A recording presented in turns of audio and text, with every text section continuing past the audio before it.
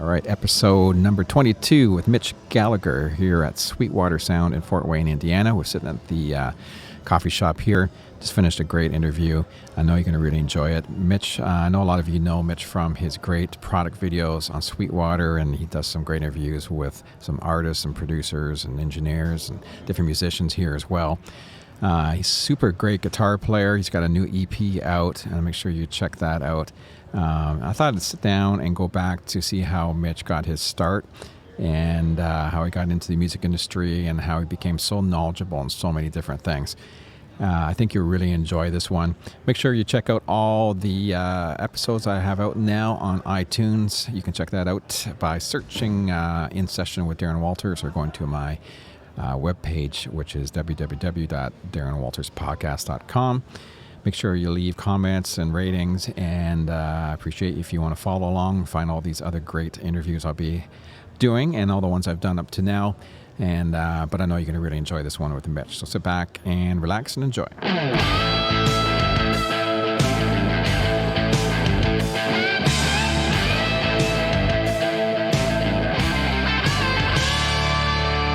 Perfect. We're rolling. All right. Good to have you here, Mitch. Thank you. I'm like I was telling you, I'm very honored to be asked to participate. This is very cool. Well, it's an honor to have you as a guest. We're here at Sweetwater. Yeah, we're in the Fort Wayne, Indiana, in the kind of coffee shop area. So you hear the nice background music. That's right. And a little mood music for the sounds podcast. Very romantic for our first meeting. So let's dive back. I really on this podcast want to get back and learn a little bit more about you. Sure. Where did you grow up? I grew up in a small town in North Dakota, Jamestown, North Dakota, which is halfway between Bismarck and Fargo, which maybe your listeners recognize those names. Yeah. And a small town. My family's always been from there, and so it was a great place to grow up, and kind of got started in music early. My mom was actually with her sisters when they were young, were the Freed sisters. Okay. And they actually released a record and played locally and regionally around the area. And so she made sure we got started in music pretty early, which I'm forever grateful for. Yeah, it's nice to have someone, especially family-wise, that's in it, right, or to kind of push you along and get you going started. Yeah. Started early. So what was the guitar the thing you gravitated to first, or was it something else? Well, let's see. I started out singing in the boys' choir when I was in grade school, and also started playing trombone when I was in grade school. Oh, there you go. So I was in the grade school band. I was in the grade school, the boys' choir. And so why the trombone? Was it one of those things where did you pick it, or was it that thing that was left and you grabbed it? Well, I remember we went in, we met the band director, and I was like, I want to play trumpet. I want to be a trumpet player. And he's like, you look like a trombone player. You should really play trombone. And so I played trombone. It was fine. I enjoyed playing trombone. Yeah. So obviously you did that through high school. Mm-hmm. Up till I was middle part of high school. Yeah. I played in the band, and then I was in sports and picked up a guitar. Somewhere around when I was 14 or 15, probably about when I started. Kiss Alive had come out.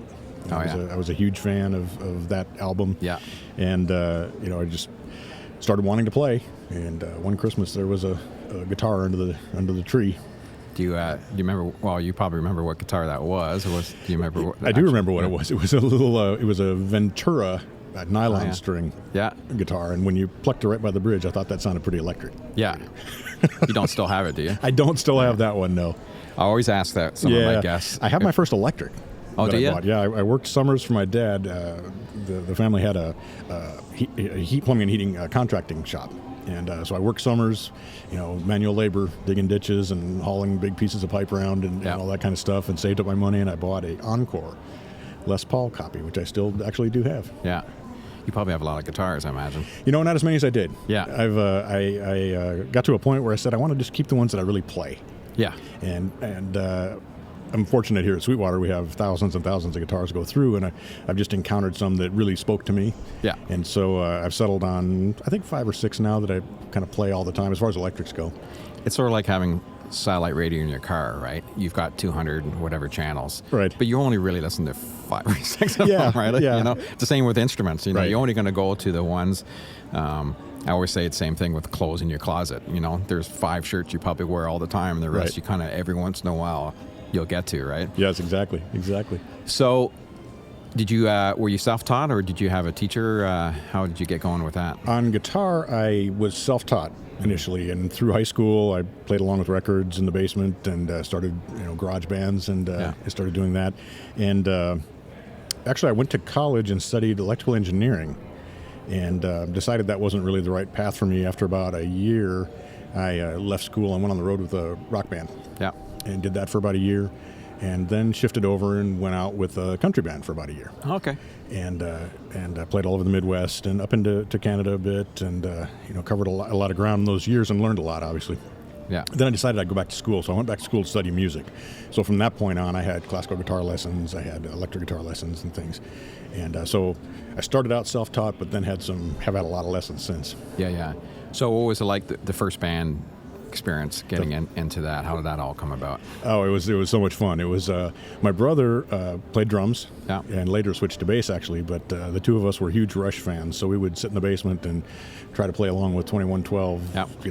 Album. He was in his bedroom, I was in mine, and we had the stereo cranked up in between us, and we'd play along. And so we talked a friend into playing bass. And I knew another guy who also was named Mitch Bird, who played guitar. And so the four of us started meeting up in the garage and jamming a little bit. And I have tapes, actually. I have cassette tapes of some of those early jams and some of the gigs we'd play at the teen hang spots, Yeah. some of those things.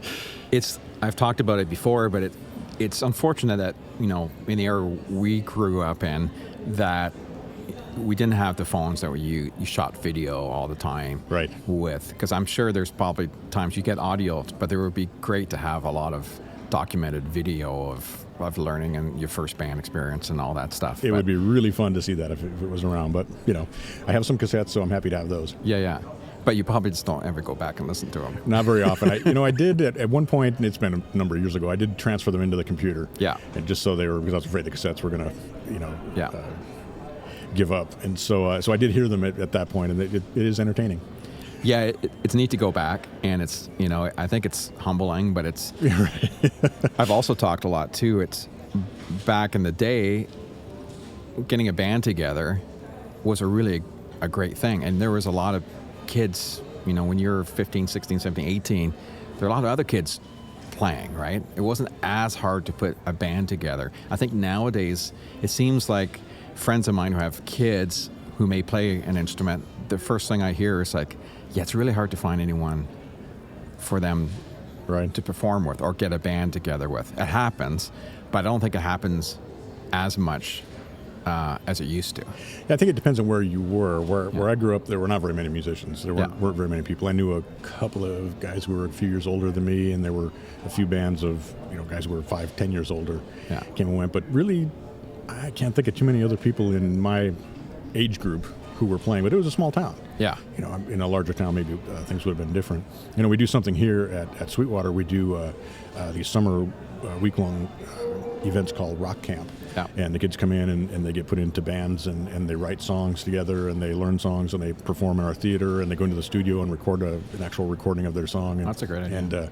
And so it's gotten overwhelmingly successful because kids do want to come in. But what's been fun to watch is that those bands stay together. Oh, wow. After the rock camp ends, the kids will keep playing together, and not all of them, but they do stay together, and you see them out playing around and stuff, which is really cool. Yeah. So your first touring band, would you be the country band, or was it the one? It was the first full-time band I was in was called Shatter, and we played. This would have been the early '80s, and we were a cover band doing all of the hits of the day, and we played North Dakota, Minnesota, South Dakota. Up into Saskatchewan. So basically in that area, maybe down in Nebraska, we got maybe that far. So kind of that upper Midwestern part of the United States is where we were focused on. But that was a full-time band, 5-piece, guitar, bass, drums, keyboards, and vocals. Yeah. So were you playing the usual club circuit? Were you doing the 5-6 nights a week type thing? Yeah. Yeah, in those days there were a lot of 5-6 night a week clubs and Saturday matinee or whatever there was. A lot of them had a band house so that you could stay in, or a set of hotel rooms you could stay in, or they'd give you meals or whatever. I mean, that's part of the whole deal. Yeah. And so you could do it full time. So I got rid of the apartment, parked my car, and we got in the truck and off we went and did that full time. there's something really great about, too, going back to that time when you did have gigs that were 6 nights a week. I mean, it's a lot of playing, but as a band, you would get really tight. Yes, indeed. And not very often where you can play six nights a week anymore. Yeah, you can rehearse all you want. You can rehearse 6 nights a week, but it's not the same as being on stage in front of people. It is different, isn't it? Yeah, it sure is. Yeah, I know you can rehearse a show for like a year, but that first night, it's a way different thing. Yeah, I always, when you do those one-off gigs like that after rehearsing a bunch, I always wish there were 3 or 4 more gigs, because I know by the end of that 3rd or 4th one, you'd really be firing on all cylinders at that point. Yeah, exactly. So the touring band lasted a year or two? About a year and a half, maybe. Yeah. That one before I shifted to the second one, which was a country band. And we were more in the hotel lounge circuit, which at that time was a pretty good circuit through the U.S. We were played over into Wisconsin and again up into Canada a bit and all over the Midwest. Yeah. With that as well. But that was also full time.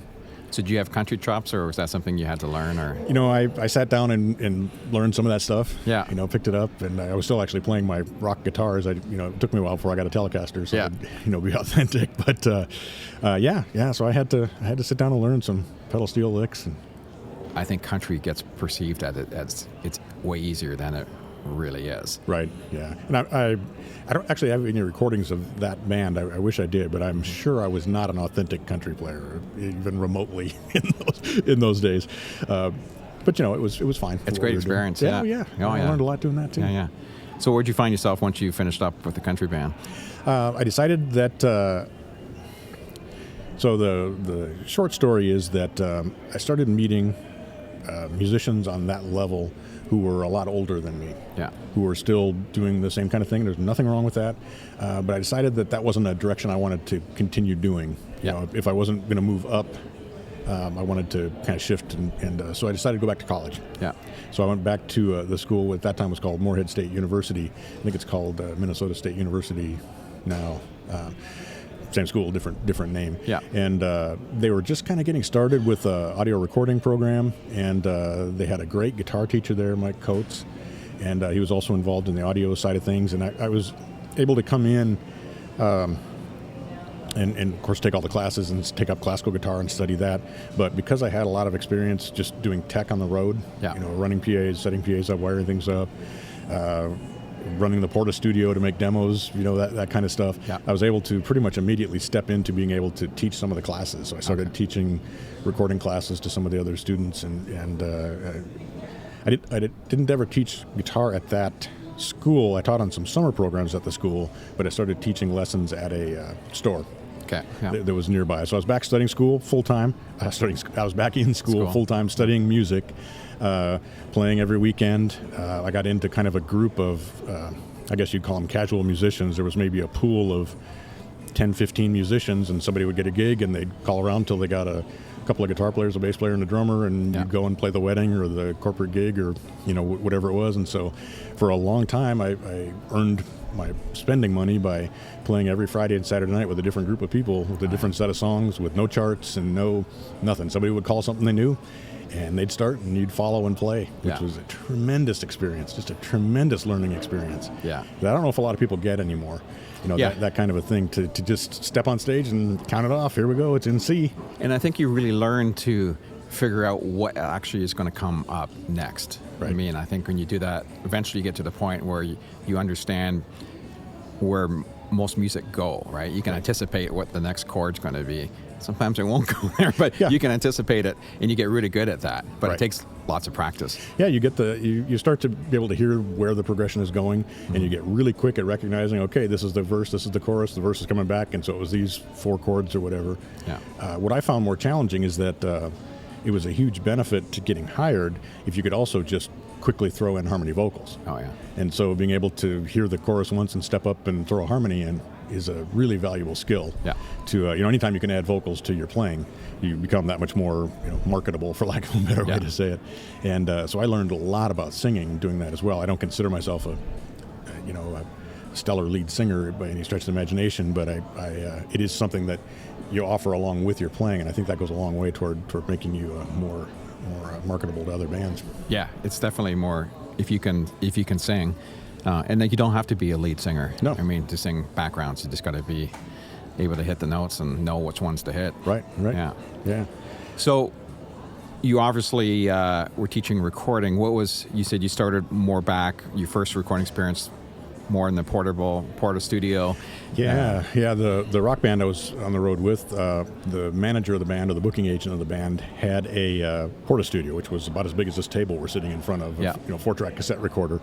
And so I figured out how to run that, and we recorded a little demo that they would send to clubs and stuff for us to listen to. So I had, experience doing that, but I also was just always the guy in the band who knew how to connect the PA, knew how to make the lights work, knew how to fix the amps when they blew up, that kind of stuff. So I had a lot of technology background, and learned a lot about recording along the way, and started trying to really educate myself in that area. And so I was qualified to teach kind of entry level recording in those days, and the more advanced stuff would move to somebody else. At that point. So did you feel like you just had the recording bug when you're? Yeah. Is that it's the technical side of things? Yeah, I was the same way as player, but the tech stuff really, stuff I really gravitate to a lot too. I love being able to patch the PA in, and I was the same way when I was young. I was the guy who patched the PA and did all that stuff. So same type of upbringing and same type of ideas. Yeah. I remember at the music store I taught guitar lessons at. It was called Marguerite's Music in Moorhead, and they one day this box came in, and it was I think it was a Sonos MIDI interface that came with a little piece of software. And they said, we don't know what to do with this. Take it home and figure it out. And it was I happened to own a Commodore 64, and it was for Commodore 64. And so I took it home and figured it out. And I kind of got bit by that bug as well. So I started teaching some synthesis classes, and bought a little Casio CZ101 and the Yamaha DX100, and just started teaching myself that whole world too. Which is all that has led to so many things for me. It's really amazing looking back on it. If I'd only known, at the time. Yeah, and I think it's a certain personality. Just something you gravitate. You want to learn a lot, right? You seem like a person who really wants to learn everything and never want to stop learning, right? No, that's that curiosity. Yeah, I think is a big part of it. I just always like to know how things work, and I saw the potential, even with that very primitive interface, for being able to make music with it, and the things you could do that I couldn't do just sitting there with my guitar. Yeah, being able to add a drum part or a bass part or keyboards that I couldn't play, certainly all at the same time, and I didn't have the recording facilities to record all that stuff. So being able to write music and hear it more fully realized was really amazing to me, and really got me started composing and writing music too. And back probably when you're in the band performing, being able, on top of that, being able to be a singer, you're someone who is able to patch the PA system and make it work, and that is another thing that probably really made you very valuable. It does, yeah. And, any of those extra skills you can offer besides your playing, they just make you more, like you say, more valuable. Yeah. In so many situations. Yeah, I know when I was younger, I was touring with a good friend of mine now, and it came to a point, it's like, you know what? We really need someone to advance these shows we're doing. We're coming in doing decent-sized shows, and we're coming and no one knows what we need, or no one's technical enough, and it was one of those skills I figured, I can do that. I know about the PA system. I know what we need. I know. So put that together, and then all of a sudden, bam, you became way more valuable. Right. And then it's just, we'll throw you extra here and then extra here. Before you know it, you're making twice as much as anyone else in the band. Yeah. And not that you're trying, but just for me, it was, I just wanted to show up at the gig and make it good for everybody. Right. And it was, when I looked at it, and I'm probably the same as you weren't really probably doing it, so there's a chance for me to make an extra $50 here or whatever. It was more of a chance that, you just wanted to make it good and you were interested in it. Right. And it just happened that it would benefit everybody else. So it was, a good thing. Right. Or you're just kind of the guy who can do it. Yeah. And so somebody's got to do it. Yeah. So, or either that or you have to find someone. So, I never minded stepping up and doing that stuff. So it was just fun for me too. Yeah. No, I totally understand that. So you found your teaching, doing all that stuff. So how long did that last for there? Well, I was back. It probably took me 3.5 years to finish school. So I was studying classical guitar, studying electric guitar, teaching guitar lessons, teaching classes at the school, playing every weekend. I had a fusion group with other students at school, so I was doing tons of playing. and then all the classes Yeah. that you have to do as well. So that was probably 3.5 years of just constant immersion Yeah. in music and technology.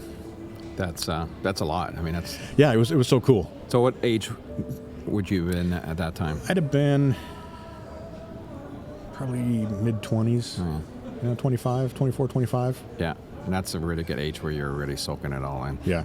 Yeah. Yeah, it was a great time to be a sponge. Yeah. Exactly. Yeah.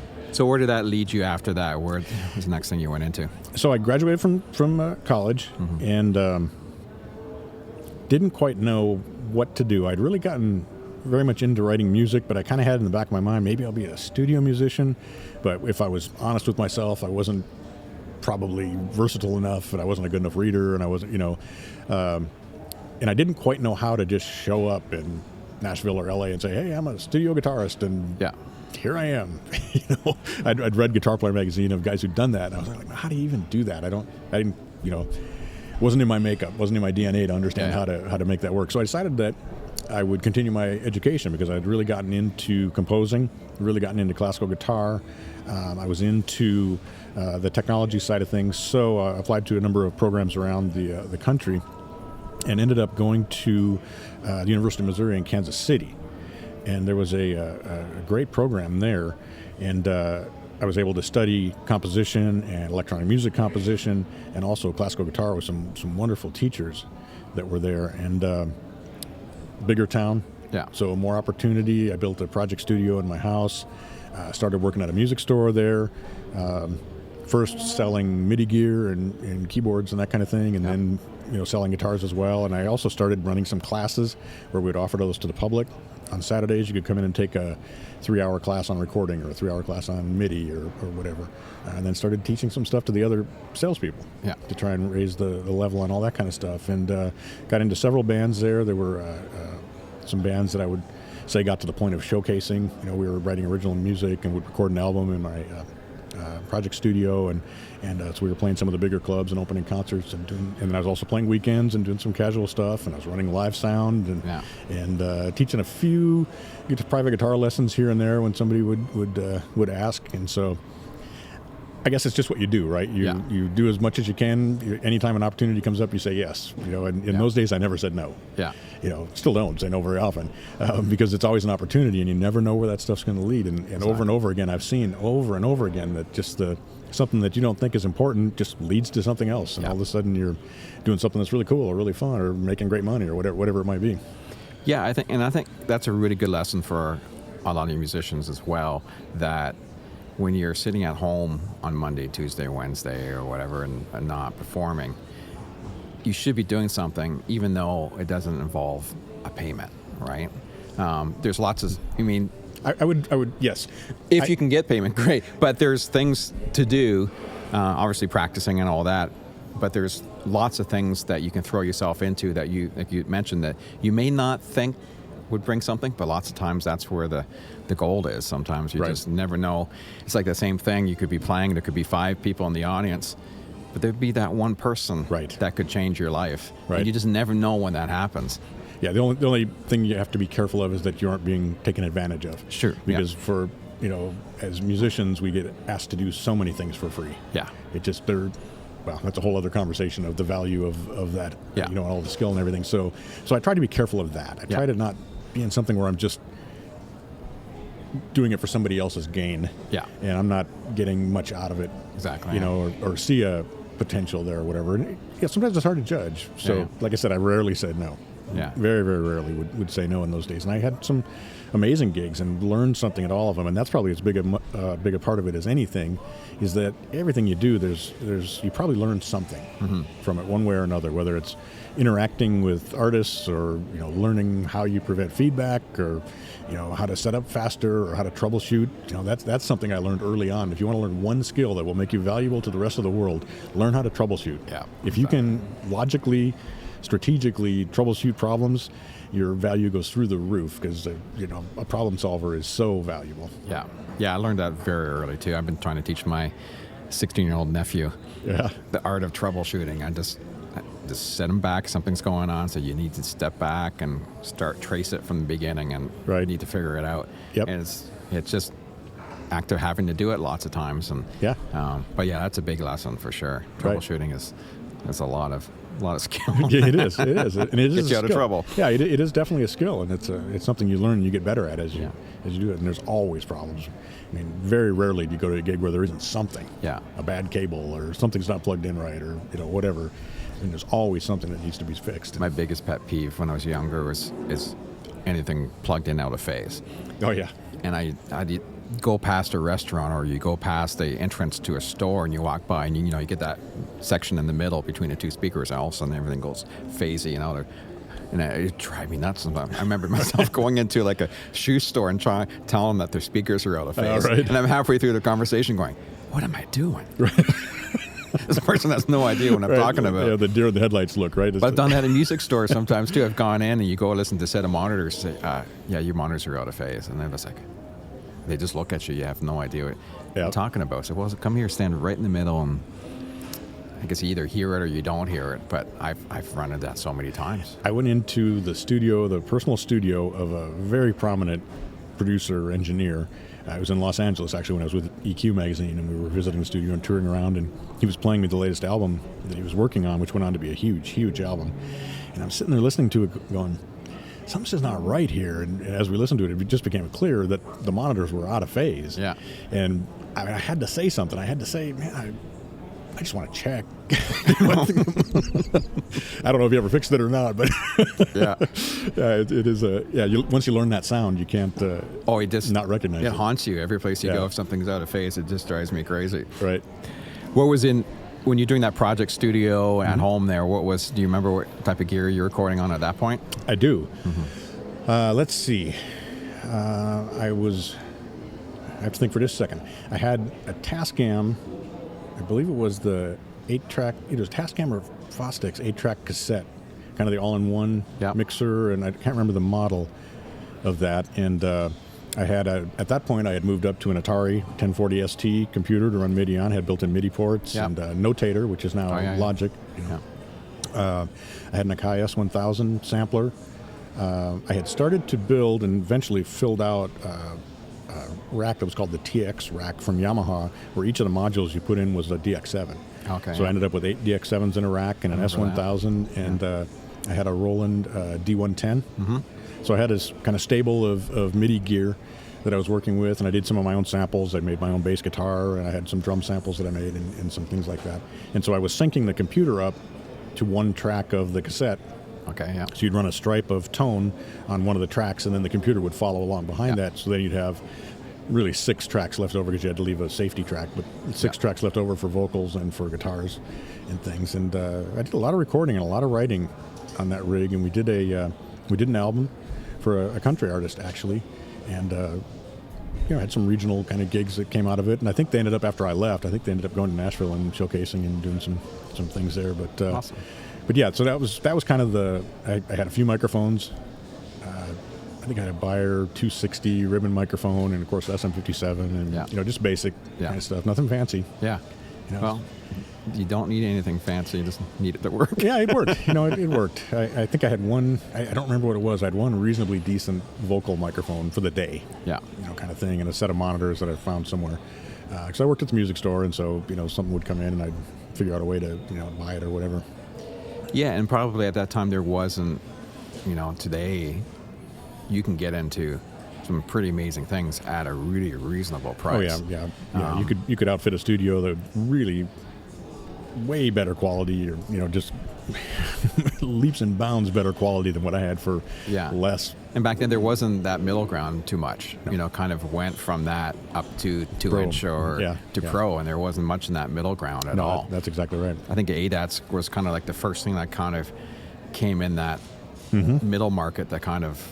Yeah, while I was there, the ADAT came out, and I remember taking that home and doing some demos for the store, because we got one. Yeah. And like the one sat there, to show, and I think you'd order other ones, and it took forever to get them. And they took a long. I remember when they first came out, they were a long time coming. Yeah, they're long, and there was a long back order once they did actually come out. Yeah. That was a huge revelation to be able to record onto that. And so I had that, and I had the little Elisa 16-channel mixer that had the conductive strips you could pour a can of Coke down it, and it wouldn't bother the mixer because it was all surface mount and all conductive or whatever.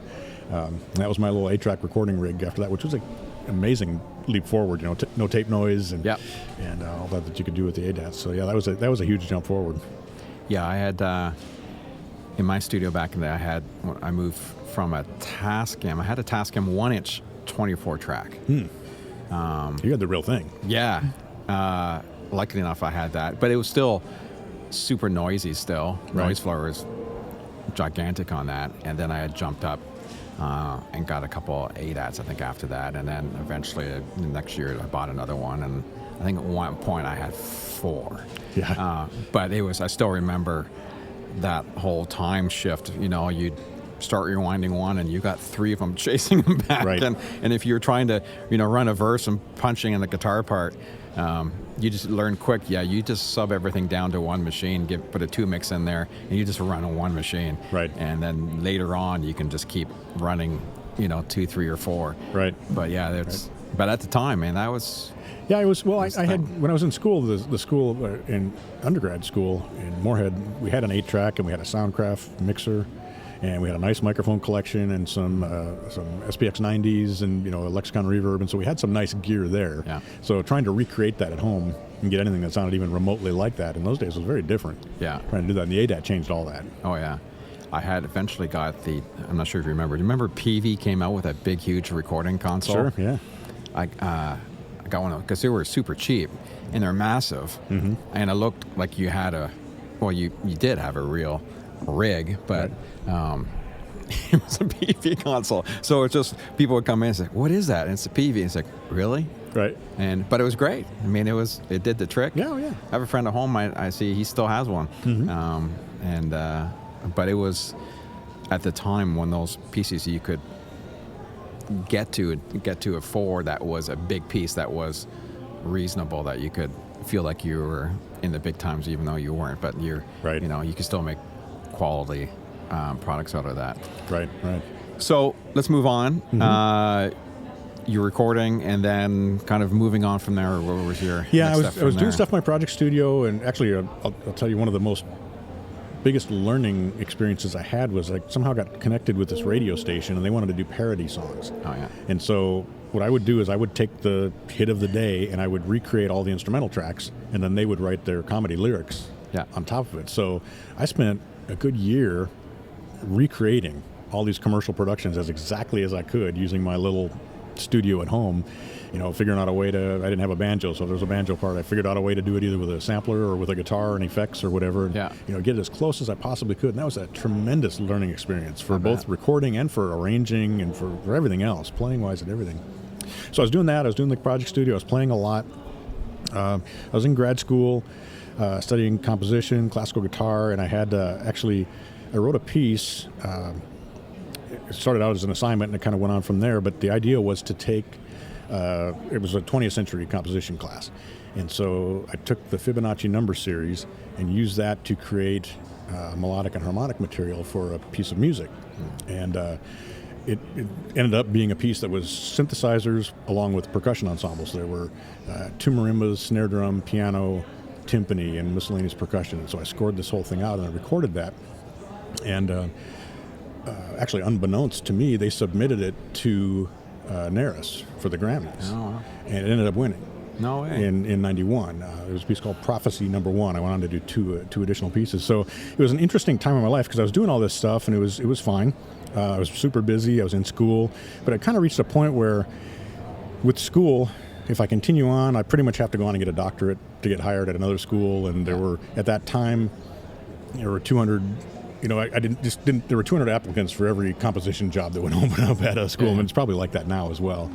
And I wasn't at a point where I could really teach classical guitar, so the academic thing was interesting me less and less and less. Yeah. And I had felt like I had kind of gone as far as I could with the project studio and with, again, the performing thing. I'd reached that point where I was like, well, I think I've gone as far as I can with what I'm doing at this point. So I was just looking for a change. Yeah. Didn't know quite what to do. Once again, with the composing and everything, I didn't know, so I could move to LA and try and do film scoring or something, but once again, I don't know how to do that. I don't know how to, I just didn't have the in or the way to really think about it. It's just a little different now than scary it was. Then, thought to there was no internet. There was no, you had to kind of go and do it. Yeah. So anyway, I just happened to be paging through Mix Magazine. In the back of Mix Magazine, there was this little advertisement for this place called Sweetwater, and they were looking for sales engineers. And so I just called them up, and they said, "Well, send in a resume." And so I sent in a resume, and they brought me up, and I met Chuck Surak, who's still the owner, the founder, and still the owner. At the time, it was a little metal building in a gravel parking lot. There were maybe 20 people working there. And so I made the leap. I left Kansas City. I moved to Fort Wayne and became the 5th sales engineer. Wow. Here. There were a couple people who had come and gone in the meantime, but I was the 5th of, so there were 5 of us on the phones, and Chuck was actually selling full-time on the phone as well at that time. They had the studio that was still part of the part of Sweetwater.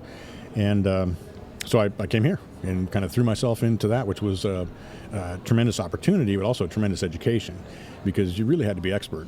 Yeah. You know, it's such a different approach to gear sales here at Sweetwater than other places. And even in those days, Chuck has always had the same vision, and it's just bigger now than it was then. It hasn't changed. You know, it was still all about expertise. It was still all about customer service. It was still all about the relationship with customers and developing that. And so I came up here and settled into Fort Wayne doing that. And I kind of stopped playing. Yeah. I played a little bit on weekends here and there with a couple different groups, but I didn't do a whole lot. I was writing some. Working here, having access to a lot of gear, I built a nice home studio and kind of got into that whole side of it. But I really focused on that career aspect of it. So what year was that when you moved here? That was 92. 92. Okay. Yeah. I remember I started November 1st, 1992 is when I started. The building was just about a mile down the road from us here, and just a small little place. The studio was in the back, and there was a room for I think 6 of us out front of that, and a little shipping department, a little repair department, and about 20 of us. So wow, that's it's quite a leap. Quite a leap to today, right? I think there's 1,500 people in this building at this point, and I don't know how many, 300 and some thousand square feet and more being added, 100,000 more. So it's been an amazing thing to watch what's happened with this company through the years.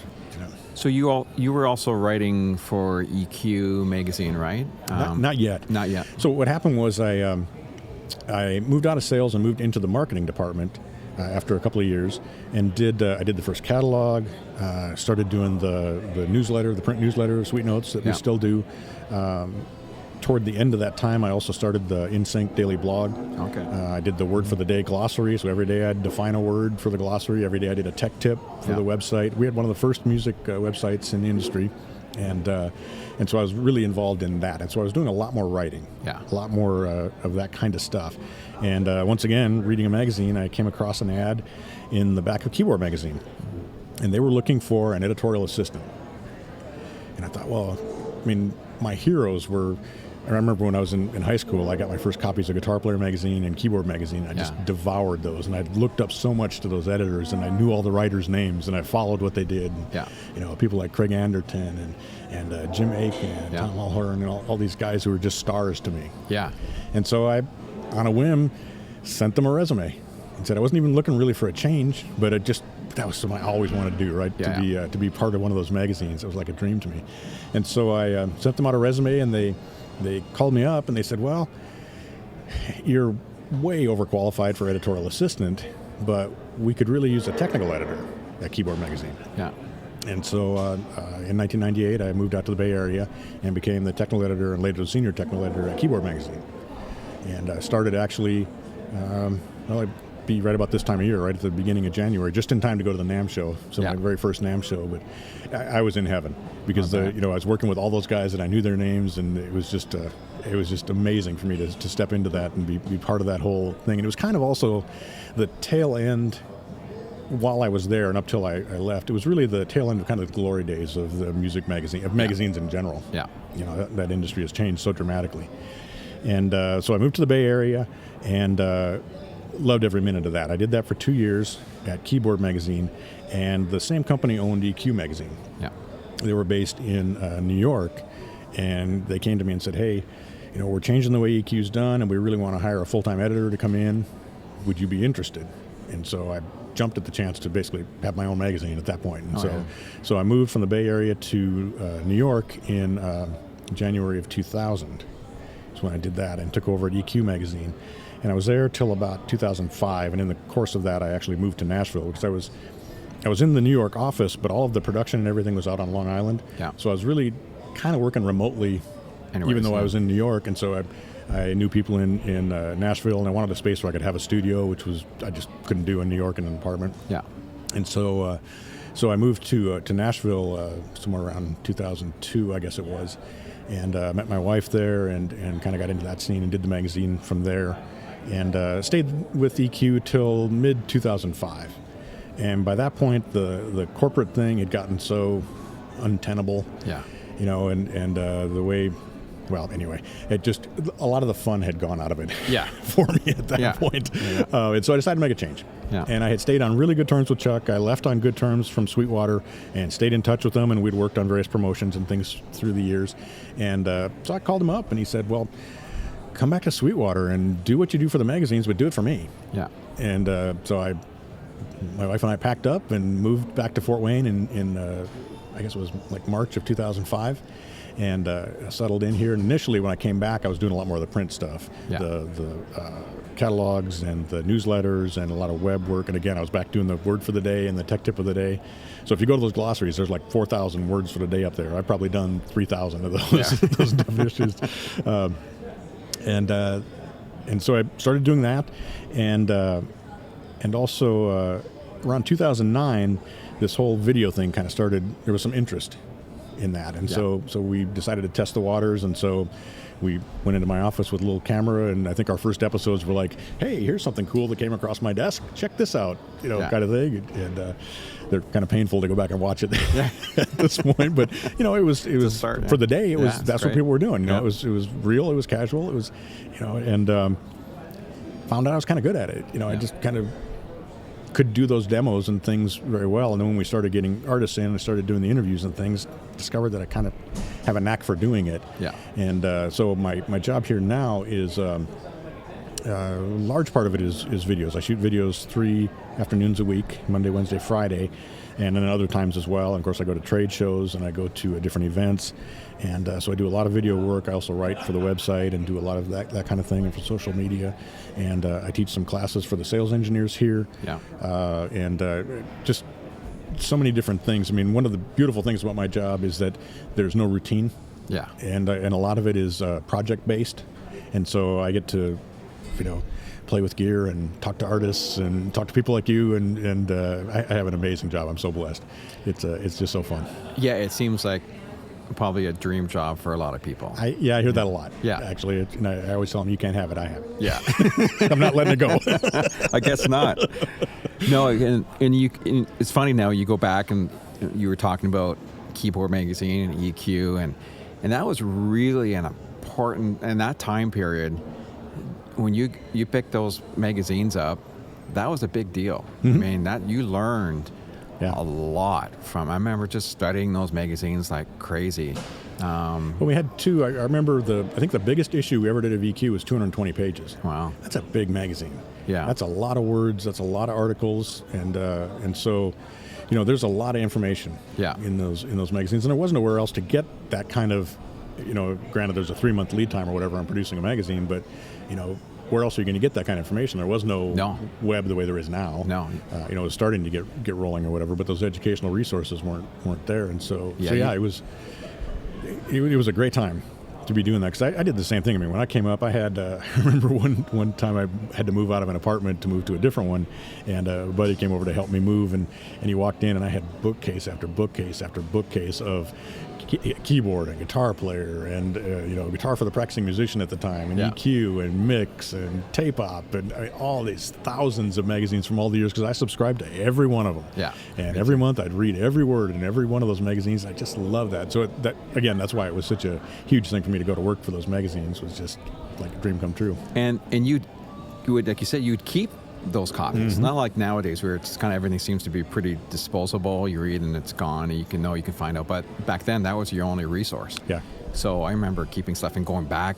And it's like, I remember reading something about this, right? And you go find the issue and you and read reread up it and read the reviews and all that. Yeah, I kept all those magazines for a lot of years, and there weren't even there were some books, but not a lot of books like there are now. And I've since written 7 books too that were during that period. I wrote those as well because, again, those were the resources that you had in those days. So does EQ exist? No. It a few years after I left, I went through some changes, and then I think they kind of rolled it into Electronic Musician, and or they rolled it into Keyboard or something, and it kind of vanished, and then Keyboard kind of vanished, and so late lamented. It's disappointing when you go to, the odd time I find myself at a magazine rack or, big bookstore, because I used to just go there and just spend hours just looking at stuff too, but it's so disappointing when you find a trade magazine and you pick it up and it's just like there's like 10 pages here. It's really changed. Painful to look at. But you understand why that's happened, and it's happened with newspapers. What do you do? I mean, it's hard to, and I don't have the answer. I mean, how do you keep that relevant? Yeah, with all that. I found Sweetwater, and I think Sweetwater's always great because you always had that back of the magazine ad. I remember, and I'm a Motu guy. I've used Digital Performer for years. Right. And I always remember going to the back, and there was always lots of information about Digital Performer and Sweetwater, and then their interfaces. And so that was always the first thing I gravitated to when I grabbed a magazine and go back and see, Motu's come out with a new interface. But there was, lots of that. But that was my first start with Sweetwater, and I don't think I was ordering anything at that point, but I was just always looking at that. Yeah. And then I remember my first experience ordering from Sweetwater, and it showed up in my door. I'm from Canada, and it showed up like the next day through customs. Right. And I was like, oh, it's here? And I was like, really? Wow.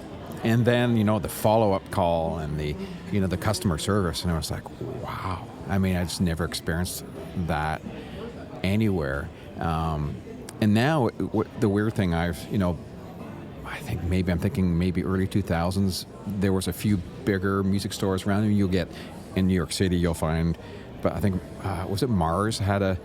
Mars was around for a while. Mars around. That was always a big store when I came to the U.S. I would always try to find one of those out. But now I find when I go to a music store, it really seems like it's catering to someone not in my position. So it seems very beginner-based. You can get your kind of essential guitars. You might find a few shops that have some boutique stuff, but trying to find some recording gear. Remember in the early, you used to always be able to go to a music store, and you used to be 3 or 4 mixing consoles. Right. You'd have a choice of a few, and at least you got a chance. But now it seems like you go in and there's just not much there to look at. And that changed over the years too. Part of Chuck's whole vision was, as you're just describing, when you get, even back in the day, when you got to a certain point, there wasn't really a store to go to anymore unless you were in a big city. Yeah. And so he was always like, I want to buy this gear, and I want to talk to somebody who knows about it, and I want to, get information. I want to back up support, and all those kind of things. And where are you going to go? Yeah. For all that. So a lot of starting Sweetwater was trying to provide that for his friends. Yeah. We were talking a little bit earlier. Sweetwater actually started as a recording studio. And Chuck had bought a K250, which was this amazing Kurzweil keyboard that had come out, and it was very high end, and people like Kenny Rogers and Stevie Wonder and Dolly Parton and people like that were using that keyboard. And Chuck bought one for his studio and figured out a way to reverse engineer it and to create sounds for it. And so all those artists started buying equipment, buying those sounds from Chuck and trading sounds with him. And they said, well, we're getting these sounds from you. Why can't we get the keyboard from you? Why can't we get this from you? And so he became a dealer for Kurzweil and added other brands and things as they requested him. And it's grown from there, but it really did all start at its core as Chuck trying to help his friends with the same problems he was having, is where are you going to get this stuff from? Where are you going to talk to somebody who actually knows what they're talking about? Yeah. Yeah, I think there's a store back home, a local store that I had a chat with. They were revamping, and I told one of the fellows who works there, and I said, you should really put together a division, because I'm I was ordering from Sweetwater and could see, I got my same sales guy I can call all the time, and Right. and we have, rapport. You feel like you know him, and if he doesn't have to be in, you get a call from someone else right away and say he's going to be in, but I can help you, or the usual stuff Right. you get from Sweetwater. But I told the local store, why don't you have a little division that where people in my position in the area who are recording engineers and sound engineers who are probably buying and want to have experience beyond what someone wants to come in and buy a $100 acoustic guitar for. So I can give you a call and say, hey, it's Darren. I need, I need a price on this, or can you get it? And feel like I don't have to go to the guy in the front desk who's 18, I've never met before because he's just started working last week, and explain to him I usually get a discount. Right. I usually, even in the rental department, you after a while, you just sort of like, you go in, it's like, well, you get your usual discount, and you go in. I always hate it. Go in, it's like, oh, there's someone new. Right. And they said, I've been coming here for 20 years. And then it's like, can I have your license, please? And then it's like, oh, really?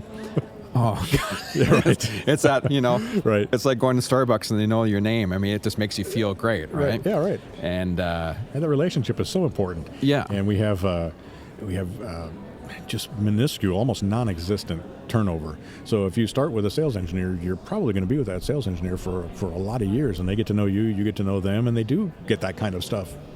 You get that rapport, like you said, back and forth, and knowledge about each other and what you're doing and how they can help you, and that helps them help you. Yeah. Which is really cool. Yeah. So you've done a ton of interviews here. I have done, yeah. Thousands probably of videos of some sort. I think I've done about, we were adding up the other day, and it's probably approaching 2,000 videos. Wow. In that, since 2009, so quite a few. So who are some of the people that you've really enjoyed interviewing? What were some of your highlights on people? Oh, man. There have been so many. I have to say that to go look at it from the other direction, people always ask me who was the worst or who was the most difficult or who was a problem. Yeah. It has been universally very gratifying that we just have not run into that. Everyone who comes in has been really accommodating and happy to do it, and glad to be part of it, and to learn about Sweetwater and to all that kind of stuff. But I enjoy just for me personally, there are two that I enjoy. I enjoy talking with the I don't know how else to say it, the big name engineers and producers. Yeah. Are always people that I really enjoy picking their brain. George Massenberg and Bruce Swedin and Frank Filippetti and Ed Cherney and Eddie Kramer and all these different people who've been in here that I've had a chance to, Alan Parsons and these different amazing engineers, and to get a chance to pick their brain about how they did some of the things they did, the amazing recordings they made. So those are always fun. On the artist side of it, it really is, it's always interesting talking to artists because they always have a different story, they always have a different path they followed, they're always doing different things, but I really enjoy the ones that I can kind of dig in and go deeper on the music side of it. And so getting someone in like a John Patitucci or a Robin Ford or an Osnoy, or these people who you can really dig deep in the musical side of it is always a lot of fun for me. But they're all great. It's some of the more fun ones. Bootsy Collins was a real treat getting to meet him and interview him. And in fact, that was a fairly long interview. It was like 45-minute interview. We could have kept going for another 2 hours because he just had endless stories and endless cool stuff and a lot of depth of knowledge about what he's doing and things. So that was a fun one. Gene Simmons from Kiss was fun because I was a huge Kiss fan back in the day. I'm a huge Robin Ford fan, so getting to sit down with him was fun. Those are just some that were my personal favorites.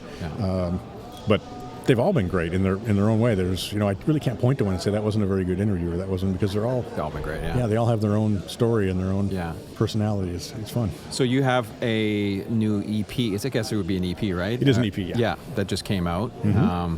Let's chat about that. You sent me a bunch of those songs and put them on, and it's like, wow, it sounds really great. Oh, thank you. Yeah. Thank you. Yeah, it's called Foundation, and it's a 5-song EP. It's for lack of a better way to describe it, it's kind of blues jazz. Yeah. Maybe not jazz blues, maybe blues jazz, depending on which song you're listening to. But I call it a project of opportunity because I'm always writing. I have dozens and dozens of pieces in various states of being unfinished, that are waiting around. But what happened was that these amazing musicians were coming in to do a recording workshop in the studios here. We do these all the time with well-known musicians and things. And And it was Keith Carlock, who's the drummer for Steely Dan and Toto and Mike Stern and all these amazing, he's been doing that for decades, and he's truly a virtuoso at drums. And Michael Whitaker, who was an LA film score, TV score, keyboard player, he's now in Nashville and doing a lot of music and film scoring from there. And Adam Nitty on bass. And Adam's a virtuoso bass player based out of Nashville, does a lot of session work, tours with Kenny Loggins and Dave Weckl and people like that. So these guys were coming in to record. And I said, well, what if I just asked them to come in a day early? Yeah. And said, hey, will you do a session with me if I asked you to come? And they didn't know it was me. The studio just said, hey, we've got a session. You guys want to come in a day early and do the session? And they're like, yeah, sure, whatever. Yeah. Just we'll drive up a day early from Nashville. They're all based out of there. And so I was under the gun to write some music at that point to get some charts finished up and things. And I was literally photocopying charts at 9 o'clock that morning before 10 o'clock downbeat for the... So we got 5 songs tracked in one day, and I really wanted to track the basic tracks as a band. Yeah. I wanted that live vibe. Off the floor, yeah. And with musicians of that caliber, there's no gridding. You don't have to fix the drums. You don't. I think we did 2 takes of each song, and I chose a complete take. Yeah. So that there were no. I didn't comp basic tracks in any way. I think there were like 2 punch-ins where we fixed a note. Yeah. Kind of thing. And other than that, any editing I did was just cleanup. Just to fix a noise or something like that, which was really what I wanted out of the project, because I don't know how you work, but I tend to be a perfectionist with that kind of stuff. And if I'm left to my own devices and if I'm doing it all myself, it never gets done. Yeah. Because I'm going to fool with it till I think it's perfect, and it never reaches to that point. I know how you mean. So in this case, they played perfect tracks, and it was just great. I was so excited. And had an opportunity then after that. A friend of mine, Carl Verheyen, who plays guitar with Supertramp and is a well-known LA session guitar player, was here doing some things, and he sat in on 3 songs and played on those. And then I heard about there was a session going on in Nashville. They were doing a choir session, and they weren't going to use the whole day. Yeah. So I said, well, if I take the rest of the day and get a horn section together, maybe we could drop that on the end of the thing. And so John Hinchy, who's a trombone player in Nashville, who also does horn arranging, did arrangements for 3 songs for me. And we went in with the kind of the A-list horn players in Nashville. We went into Ocean Way down there, and in an hour and a half laid down all the horn parts. And Tyler Summers, who's a saxophone player, a Nashville session sax player, came in and did solos and played some melodies and things, and he was part of the horn section as well. Yeah. And so in 2.5 hours, we had all the horn stuff done. And once again, there's no editing, there's no fixing. It's just kind of, so it was really brilliant from that standpoint of being able to work with musicians on that level. Yeah. But it purely was I guess I'll just ask. Yeah. And if it works, it works, and if it doesn't work, it doesn't work. So I call it a project of opportunity because of that, because people just said yes. And I've been surprised, not surprised, I've been gratified by how willing people are to be a part of what you want to do if you just ask them. Yeah, and I think a lot of people are afraid to do that, right? Yeah. Because they think it's... My podcast I did just before this was with a guitar player from Canada, and he's Toronto's kind of number 1 session guy through the 80s, 90s, and early 2000s, and he in his podcast he would talk about they'd work 7 days a week, 12 hours a day. There was jingles and albums and TV shows. So it was just continuous work. And I remember the day when I decided I was, I'd really like to hire him and just sort of see what that was like. And I was really nervous about it because I didn't know whether I'd be able to rise to the level that he was used to working at. Right. So he came in, and it was life-changing. Like, it really was. It was like he played the solo, and I was like, I think that was it. Right. It would be like first takes. And I remember his first acoustic track. We were doing a country project, and he laid down a finger-picking acoustic track, and I said, all right, let's double it. And he doubled it note for note, top to bottom. Right. And it was done. I was like, I've never experienced anything like that. Usually you have to go back. Okay, well, we had a little part here that wasn't quite the same, feels a little off balance the other part. And it was the first take. And I was like, oh, this is what it's about. Right. And it's just a different thing. You get used to, and there's nothing wrong with working with people, you take a bunch of takes, or even with the good people, that's how some people do it. They like to take a bunch of stuff and put it together. Right. But there's something really cool about getting those players who can just play it all one take, and you don't have to worry about anything, and you're done. And I like that. The other difference, two other differences I noticed with people on that level is, number one, they are universally, every one of them I've met. I've worked on some sessions with guys like Jim Horn, who's done horn, saxophone, on countless things, and Lou Marini and J.R. Robinson, who's drummer out of L.A., guys who, if you don't know their names, you've heard them a million times. But universally, Carl Verheyen is in this category as well.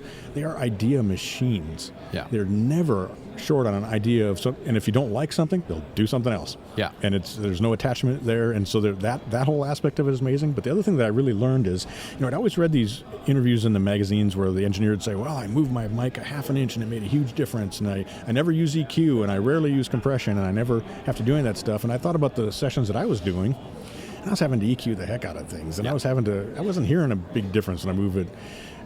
Working with players on that level, they deliver a finished sound. Yeah. And on this EP, there's very little EQ and almost no compression on any of it, because they deliver a finished sound. All you have to do is clean up the ends, the beginning and the end a little bit, and it's kind of a finished recording, which was a very interesting thing as well, is that they're just so experienced at delivering a sound that's going to work. Yeah. And that you don't need to do a lot after the fact. Yeah, it's bizarre, isn't it? It's just kind of, you're just so used to having the futs, and you'll fix it in the mix or whatever, and if you just turn stuff up and it's just like, oh, you look down, there's no EQ on that. Right. And it sounds great. Right. And then you do get those subtle changes if you want to move the mic a little bit. You do hear those changes at that point because it's so good, and it's a treat. And there's not tons of people at that level. No, but they're, like I say, they're willing. That's their job. They want to do sessions. That's how they make their living, is doing that kind of stuff and playing. And the other thing I found about those people in that position, they are really the nicest people I've ever met. Always. Yeah. Always. And in fact, even we were talking about interviewing artists and producers and things, it's the exact same way. Yeah. I have never run into a diva, for lack of a better way to say it, at least with what we're doing here. Yeah. They're just, you're not going to be around. If people don't like to work with you, if they don't want to be around you, it doesn't matter how good you are. There's other people. Yeah. There's always, and if they're nice, I'd far rather work with the nice one than the one who's not nice. And so, I've found that almost universally true. Yeah, that's great. So moving on quickly, next week is NAMM. Yes, it is. You're heading out there. Yep. I'm sure you've been multiple times. And I have been to, this will be my 21st winter NAMM that I've been to, and maybe a few more summer NAMMs that I've gone to. Yeah, I've been to a few. So do you predict anything exciting this year for NAMM, or is it going to be one of those go-between years? You always find that with NAMM, it's like 1 year it's exciting, next year it's kind of like, nothing really, and then the next year there's some new innovation. And right. It's a little harder for me to be surprised, because we do learn about things early, because we do catalogs and we do the website and things. And we try to do some videos so they're ahead of time. Yeah. There's always surprises, though. There's always new things going on there. I think maybe I don't know. For years I went looking for what's the next big thing, what's the revolutionary product, what's going to change our lives. Yeah. And I think it's a misconception to believe that's going to happen every year. There was the ADAT. There's the various things that were a few things that have done that, but not very many that have really revolutionized it. It's more of a progression as things evolve and get better and better and better. So if you're asking me what's going to be the breakout, revolutionary, change your life product, I haven't heard of one. Yeah. Doesn't mean it's not there. But I get excited every year. Yeah. I just love seeing there's always so much new stuff, and I think it's easy to get a little bit, especially having gone to so many, get a little jaded. Yeah. It's the latest this, it's the latest that. But, if you step back, wow, that's the latest this, that's the latest that, and it's better in this way, and it's cool in this way, and it's less money, and so I have a tremendous time at NAMM. I always look forward to it.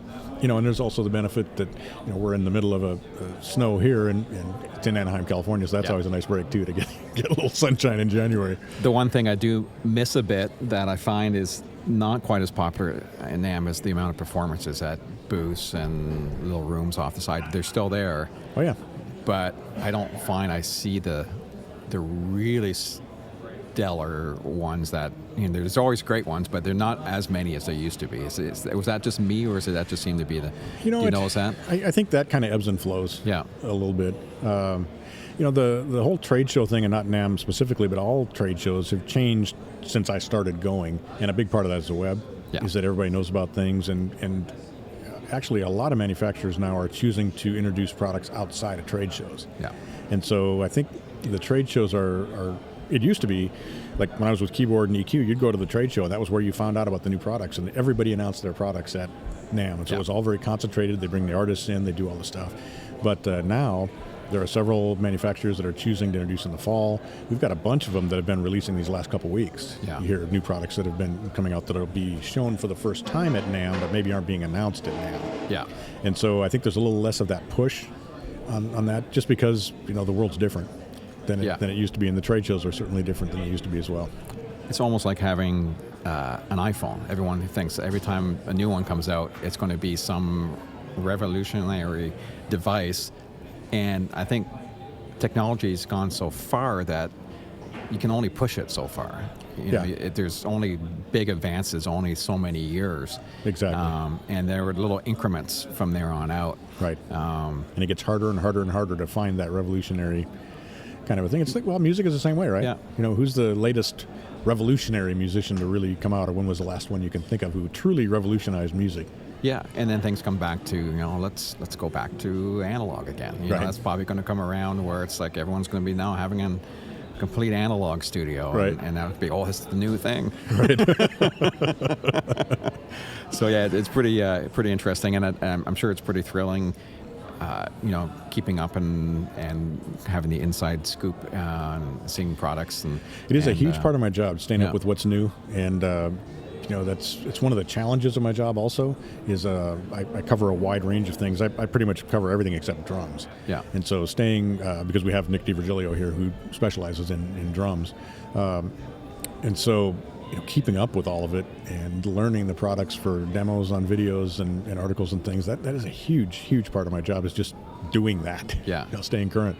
Well, the fun thing about watching your product videos and when you're doing interviews, you really tell you have a wide knowledge base. Thank you. You can tell where you came from, and that you knew you were the guy who used to patch the PA in, and in the trouble, because you can relate really well, and you have really great. You see some people with product reviews, and you they don't really know the equipment, but you always. I guess it's a trust thing.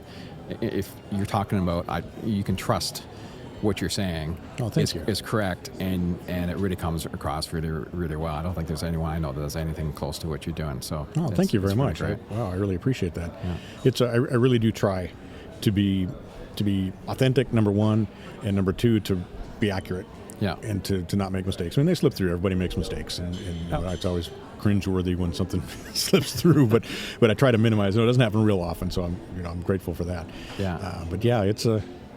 It's really cool to be able to take all those years of history, if you will, and all that experience and all the opportunities that I said yes to, and they all kind of come together into what I'm doing now, which has been really fun to kind of have a chance to use all of that through the year. Even the electrical engineering that I studied for a year, at least I have a basic understanding of resistors and capacitors and that kind of stuff.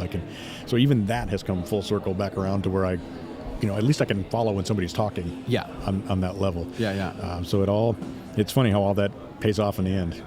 I'll leave you, I know you've taken a lot of time with me, and I really appreciate that. I want to kind of leave you with one last little thing.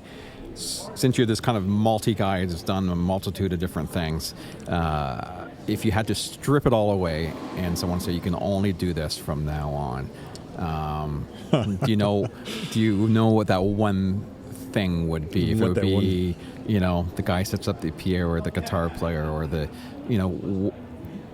studio session guy, or the engineer, or all those things, what you're doing now, what was the one thing you think, if you stripped everything away, that you just couldn't stay away from? Wow, I've never been asked that before. That's a really interesting question. And as long as I don't have to make a living doing it. Yeah, no, just yeah, exactly. No, I would, probably I started out as a guitar player. Yeah. And I think we get past our rock star aspirations, but there's part of us that always still wants to be a musician and do that at full time. And so if everything else was taken care of, I'd be a guitar player and I'd write music and be a performer and do that whole thing. That's what I thought the answer was going to be. But I get to do that, right? That's a great I get to thing. do it as well as part of what I do. So Yeah. I'm perfectly happy. Yeah, it's awesome. Yeah, thank you a lot. Thanks a bunch for spending some time. And It's been so much fun. Thank you. I feel like I know you a lot better now, so that's awesome. Oh, that's awesome. Yeah, it was great to get to meet you. Thanks for coming down here to Sweetwater. Glad to have you here. Appreciate it. Come All back soon. I will. Thanks a lot. You bet.